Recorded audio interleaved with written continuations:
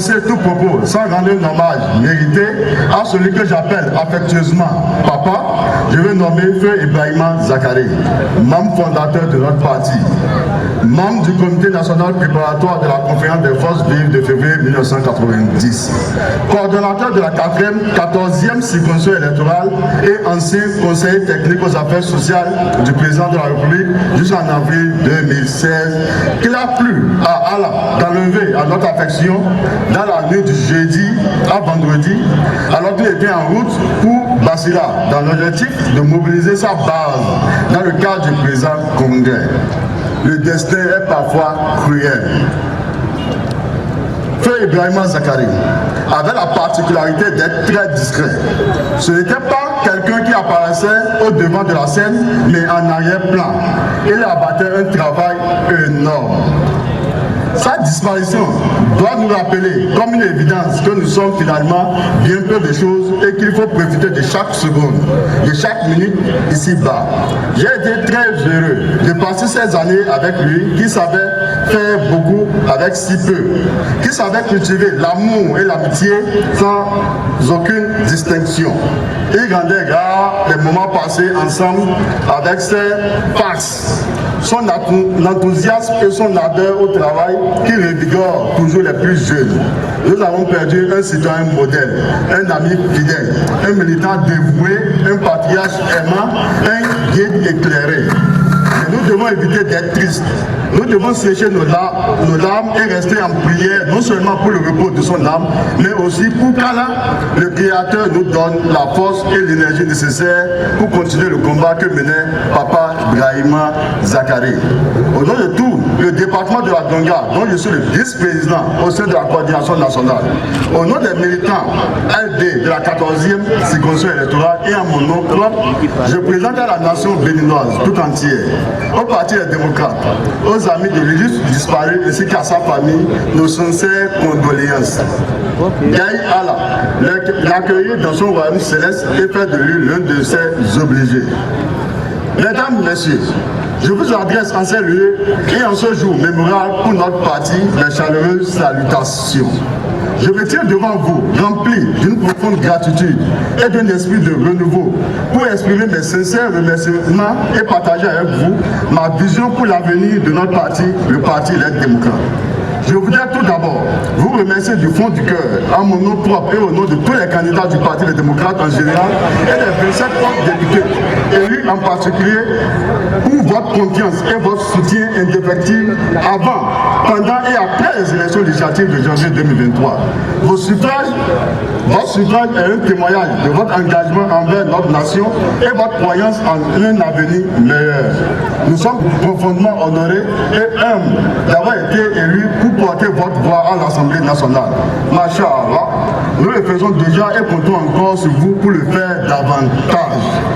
Je tiens également à exprimer ma gratitude envers tous les bénévoles, les militants et les membres de nos équipes de campagne qui ont travaillé sans relâche, nuit et jour, pour faire entendre notre voix et défendre les idéaux de notre famille politique.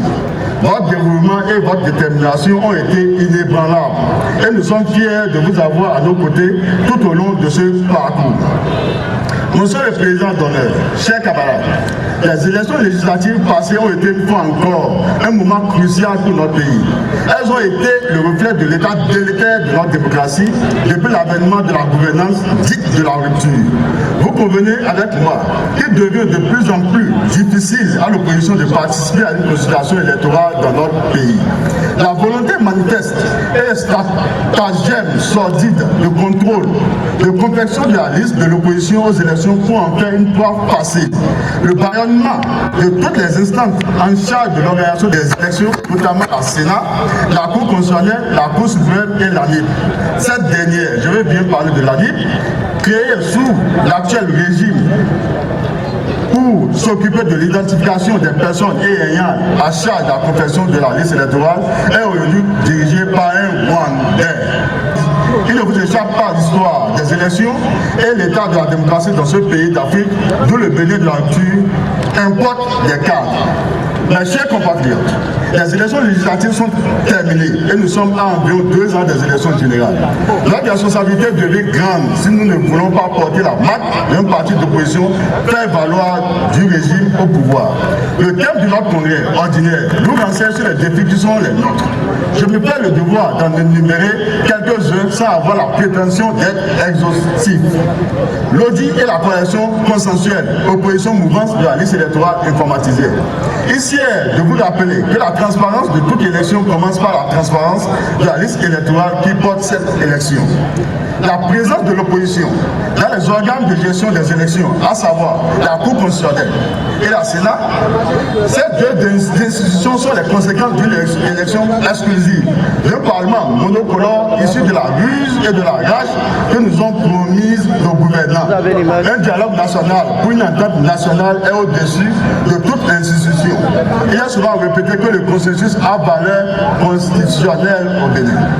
Le troisième mandat, le président Patrice Talon, dans plusieurs forums internationaux, a réfuté l'idée d'un troisième mandat en promettant à la communauté internationale et au peuple béninois qu'il fera comme ses prédécesseurs, c'est-à-dire les présidents Nicéphore Dieudonné Soglo, Mathieu Kérékou et Thomas Boni-Yahi qui honorent notre pays à l'international. Mais les bruits de botte sur la révision constitutionnelle qui vise l'article 42 de notre loi fondamentale ne peuvent laisser personne indifférent. C'est pourquoi, du haut de cette tribune, je nous invite, les 27 collègues députés et moi, à faire échec à cette manœuvre funeste et à amener le président Patrice Talon à respecter cet engagement qui apparemment lui est si cher. On nous a dit dans ce pays qu'un mandat suffirait pour faire le job. Mais il en a eu 2. Dieu merci, a dit le général. Les prisonniers exilés politiques, la toute première loi déposée sur la table du président de l'Assemblée nationale à la suite de l'installation de la 9e législature est la loi d'amnistie en faveur des prisonniers et des exilés politiques. J'ai une pensée pour Madame la ministre Likia Madougou, le professeur Joël Aïgo et tous les autres camarades qui croupissent dans les geôles du Bénin. Je salue le courage et la détermination des personnalités forcées à l'exil, parmi lesquelles on peut citer Komi Kouché, Valentin Dialotin Agossou, Yadi Binan Soglo et son épouse, Sébastien Adjavon et son jeune frère, Amisetou Afro Djobo, Simplice Kodjo et j'en oublie volontiers. Sans nous autoflageller, j'admets que nous devons faire plus pour la libération de nos camarades et le retour des exilés. Comme on a coutume de le dire, si le scorpion est bien, pour sa piqûre, il faut reconnaître que c'est le mur lézardé qui favorise son entrée dans la maison pour inoculer son venin aux habitants. Excellence, Monsieur le Président d'honneur, Monsieur le Président du parti, chers congressistes, Mesdames et Messieurs, notre désir de donner au peuple béninois son droit de désirer qui il veut comme dirigeant passe par des réformes structurelles au sein de notre formation politique. L'immobilisme nous sera forcément fatal. C'est justement la raison pour laquelle nous sommes obligés, comme vent et marée, d'accomplir avec intelligence et dans l'immédiat cette tâche de salubrité. Si les contentions politiques nous empêchent de les faire au cours de ces assises, nous devions marquer notre accord à les faire dans un congrès extraordinaire sans délai. Excellent Monsieur le Président d'honneur, personne ici ne doute que ce parti est le vôtre et que sa suivi dépend aussi en grande partie de vous. Le Saint-Coran nous enseigne que la vie présente n'est que jeu, amusement, une parure, une course à l'orgueil entre nous et une rivalité dans l'acquisition des richesses et des enfants. Elle est en cela pareille à une pluie, la végétation qui en vient émerveille les cultivateurs. Plus tard, elle se fade et devient débris. Il y a quelque chose de plus haut que l'orgueil et de plus noble que la vanité, c'est la modestie. Chacun est doté de cet orgueil, mais il y a des moments où il faut en faire fi et affronter la vérité.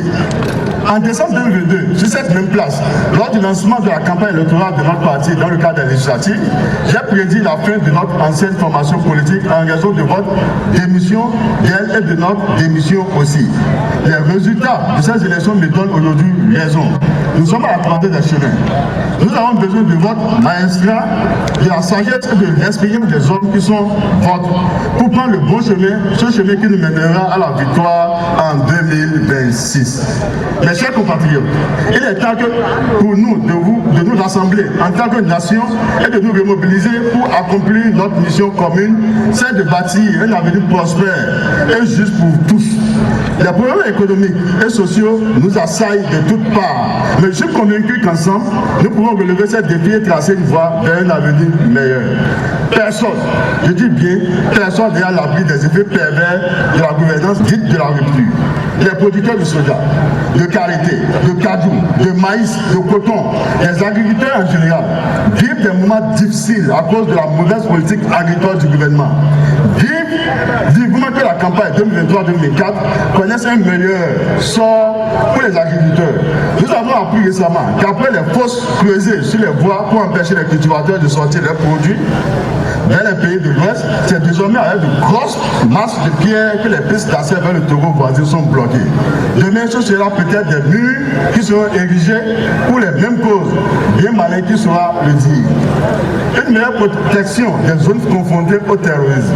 Notre refus catégorique de servir d'abri pour des forces armées étrangères. Chaque fois qu'on évoque le sujet, on nous chante qu'il s'agit d'instructeurs venus former nos forces de défense. C'est à croire que c'est seulement dans le septentrion qu'il y a des camps militaires. Les négociations pour la réouverture de nos frontières avec le Niger, pays frères et amis. Le soutien de l'État aux populations libériennes de la frontière Bénin-Niger, ainsi qu'aux usagers, à savoir les conducteurs de gros porteurs et leurs suites, qui vivent le martyre depuis de longs mois. Ce faisant, nous devons nous engager à travailler ensemble, à transcender nos divergences et les clivages politiques et à trouver des solutions pragmatiques aux problèmes qui nous préoccupent tous. Je vous invite également à vous impliquer activement dans notre démocratie. Votre voix compte et votre participation est essentielle pour façonner l'avenir que nous désirons. Je vous encourage à continuer de vous informer, de débattre et d'échanger vos idées, car c'est dans la diversité de nos opinions que nous trouverons les meilleures solutions. Ensemble, nous pouvons construire un pays où chaque citoyen a la possibilité de réaliser son potentiel, où la justice sociale et l'égalité des chances sont garanties. C'est un avenir que nous pouvons atteindre si nous travaillons main dans la main, avec détermination et compassion. Comme moi, si on m'envoie, je sais m'envoyer, je voulais, avec monsieur le président du parti, nommé le président avec votre permission, j'aimerais demander, afin de dire au peuple béninois en général et à sa soutien aux actions de la rupture, je dis bien, allez leur dire, le Bénin est un et indivisible. Allez leur dire que la récréation est maintenant terminée. Allez leur dire que la paix est en train de changer de camp. Allez leur dire, en 2016, après nous n'a pas marché, aussi en 2026, ça ne marchera pas. Allez leur dire, les portes du parti, les démocrates sont grandement ouvertes pour tous les Béninois épris de paix et de développement. Allez leur dire, en 2026, c'est fini avec l'ordre électoral. Allez leur dire, en 2026, quelle que soit la mine du mouton, la tabasserie aura lieu. Allez leur dire, le prochain président de la République sera issu du nom du parti Les Démocrates. Pour finir, je tiens à vous dire à nouveau merci du fond du cœur pour votre engagement à changer les choses. Bonne suite des travaux sur la divine protection. Je vous remercie.